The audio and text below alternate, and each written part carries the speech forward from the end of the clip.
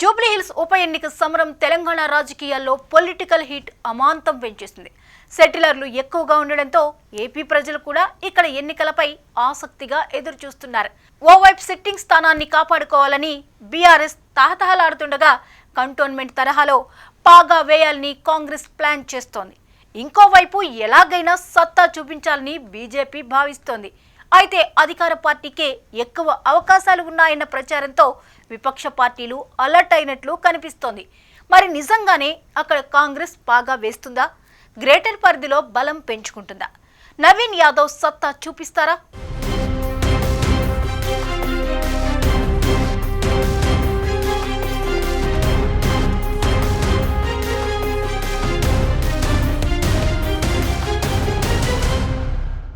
జూబ్లీహిల్స్ ఉప ఎన్నిక త్వరలోనే జరగనుంది. గెలుపు కోసం అందరూ తహతహలాడుతున్నారు. అంతేకాదు, టికెట్టు కోసం ఎంతలా పోటీపడ్డారో కూడా చూశాం. అయితే ఇక్కడ కాంగ్రెస్ తమ అభ్యర్థిని ప్రకటించడంతో ఉత్కంఠ వీడింది. నవీన్ యాదవ్ను కాంగ్రెస్ అభ్యర్థిగా ప్రకటించడంతో ఆయన బలం ఏంటి, గెలుపు అవకాశాలు ఏ మేరకు ఉన్నాయి అన్నది రాజకీయ వర్గాల్లో చర్చగా మారింది. ఎందుకంటే గ్రేటర్ పరిధిలో కాంగ్రెస్కు బలం లేదు.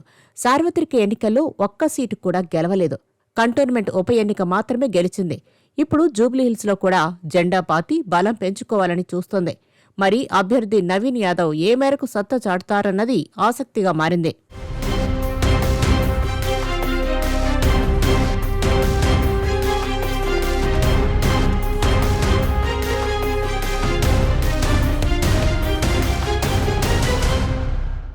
నియోజకవర్గ యువతలో పేరున్నా, వ్యక్తిగతంగా బలం ఉన్న ప్రధాన పార్టీల అండలేక ఇన్నాళ్లూ ఎమ్మెల్యే కాలేకపోయారు నవీన్ యాదవ్. 2014లోనే ఎంఐఎం అభ్యర్థిగా బరిలోకి దిగి దాదాపు గెలుస్తారన్నంత ఊపులో కనిపించారు. గణనీయ సంఖ్యలో ఓట్లు సాధించి చివరకు రెండో స్థానంతో సరిపెట్టుకున్నారు. 2018కి వచ్చేసరికి అదే ఎంఐఎం నుంచి మళ్లీ టిక్కెట్టు ఆశించారు. కానీ చివరి నిమిషంలో ఆ పార్టీ అప్పటి అధికార బీఆర్ఎస్కు మద్దతు ఇవ్వడంతో నవీన్ యాదవ్ స్వతంత్ర అభ్యర్థిగా పోటీ చేయాల్సి వచ్చింది.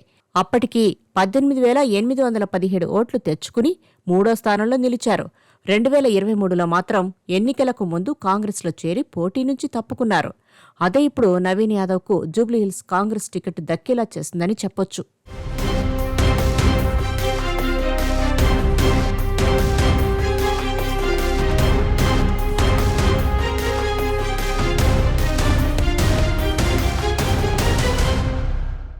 నవీన్ యాదవ్ తండ్రి చిన్న శ్రీశైలం యాదవ్ ఒకప్పుడు దివంగత పీజీఆర్ అనుచరుడిగా, ముఖ్యంగా యూసఫ్గూడ ప్రాంతంలో మంచి పేరున్న వ్యక్తి.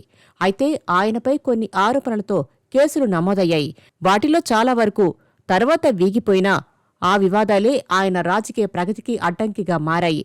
తండ్రి వేసిన ఆ రాజకీయ పునాదిని ఆధారంగా చేసుకుని నవీన్ యాదవ్ తన రాజకీయ ప్రయాణాన్ని ముందుకు తీసుకువెళ్లారు. ఇప్పటి వరకు ఎమ్మెల్యే అవ్వలేకపోయినా తెలంగాణలో ప్రస్తుతం అధికారంలో ఉన్న కాంగ్రెస్ పార్టీ టికెట్ దక్కడం ఆయన కెరీర్లో ఒక కీలక మలుపుగా మారింది. అంతేకాదు, ఈ ఎన్నికల్లో ఎలాగైనా గెలవాలనుకుంటున్న కాంగ్రెస్ బలం తోడవడం, అలాగే తనకంటూ వ్యక్తిగతంగా ఉన్న ఇమేజ్ కలిసి జూబ్లీహిల్స్ గడ్డపై కాంగ్రెస్ జెండా రెపరెపలాడడం ఖాయమన్న నమ్మకం నవీన్ యాదవ్ అనుచరుల్లో కనిపిస్తుంది.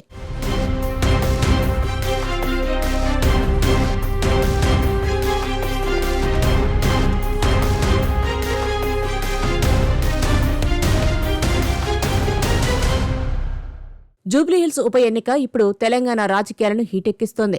చూడడానికి ఒక చిన్న ఉప ఎన్నికగా ఉన్నా దీని ప్రభావం చాలా పెద్దదిగా ఉండబోతోంది. దానికి కారణం రాష్ట్రంలో కాంగ్రెస్ పార్టీ అధికారంలోకి వచ్చి 2 ఏళ్లకు దగ్గరవుతుంది. దాంతో అధికార పార్టీ మీద జనాభిప్రాయాన్ని ఈ ఉప ఎన్నిక తెలియజేస్తుందని అంటున్నారు. అంతేకాదు, ఈ ఎన్నిక ఫలితాన్ని బట్టి త్వరలో జరిగే స్థానిక ఎన్నికలు కూడా ఆధారపడి ఉన్నాయి. అందుకే అధికార కాంగ్రెస్ ఎలాగైనా సరే గెలుపు జెండా ఎగరవేయాలన్న లక్ష్యంతో ఉంది.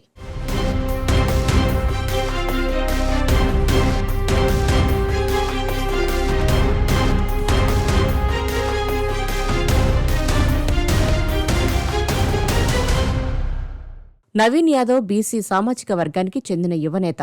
జూబ్లీహిల్స్లో వారి సంఖ్య అధికంగా ఉంటుంది. అంతేకాదు, ముస్లిం సామాజిక వర్గం కూడా ఎక్కువగా ఉంటారు. దాంతో ముస్లిం, యాదవ్ సామాజిక వర్గాల మధ్య మంచి అనుబంధం ఇక్కడ ఉంది. అంతేకాకుండా గతంలో ఎంఐఎం నుంచి కూడా పోటీ చేసి ఉండడంతో నవీన్ యాదవ్కు యాదవుల్లోనే కాకుండా ముస్లిం వర్గాల్లో కూడా మంచి పలుకుబడి ఉంది. ఈ కాంబినేషన్ని దృష్టిలో ఉంచుకుని కాంగ్రెస్ ఈ ఎంపిక చేసింది అని అంటున్నారు. 2014, 2018లలో పోటీ చేసి గణనీయమైన ఓట్లను తెచ్చుకున్న నవీన్ యాదవ్ యువనేతగా, విద్యార్థి నాయకుడిగా మంచి గుర్తింపు తెచ్చుకున్నారు. అంతేకాదు, ఆయనకు అన్ని సామాజిక వర్గాల్లో పేరుంది. మొదటి నుంచి ఈ సీటు మీద చాలా మంది ఆసక్తి చూపించినా రేవంత్ రెడ్డి మాత్రం నవీన్ యాదవ్ మీదనే నమ్మకం ఉంచారు. ఇప్పటికే జూబ్లీహిల్స్లో బీఆర్ఎస్ తన అభ్యర్థిగా దివంగత ఎమ్మెల్యే మాగంటి గోపీనాథ్ సతీమణి సునీతను ప్రకటించింది. బీజేపీ కూడా ఇక్కడ గెలుపు కోసం తహతహలాడుతోంది. దాంతో త్రిముఖ పోరైతే ఖచ్చితంగా జరుగుతుందని అంటున్నారు. మరోవైపు చూస్తే టీడీపీ, మజ్లిస్ ఇక్కడ పోటీ చేయడం లేదు. మజ్లిస్ అయితే కాంగ్రెస్ అభ్యర్థి నవీన్ యాదవ్ మద్దతు ఇస్తుందని అంటున్నారు. టీడీపీకి కూడా గణనీయంగా ఓట్లు ఉన్నాయి. అవి ఎవరికి పడతాయో చూడాల్సి ఉంది.